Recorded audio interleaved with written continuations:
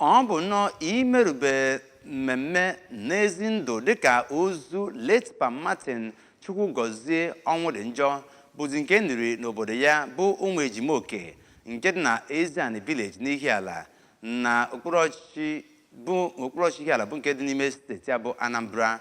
Pa Onwudinjor bụ onye nke nwụrụ ka ọ gbara afọ 84 ma bụrụkwazi onye nke a mara dịka onye nke na-akụzi nkụzi mgbakọ na mwepụ na mahadum Nnamdi Azikiwe Ọka. Ọ bụ onye nke echetara maka ezi agbammbọ ịdị umeala nakwazi mmụọ ya bụ nke o tinyere n'aka Chukwu nakwazi ọrụ bụ nke ọ na-arụrụ mmadụ. Amara Okoye bụ onye nta akụkọ anyị ga-ewetara gị akụkọ esi ya bụ mmemme elimozu ya si wee gaa.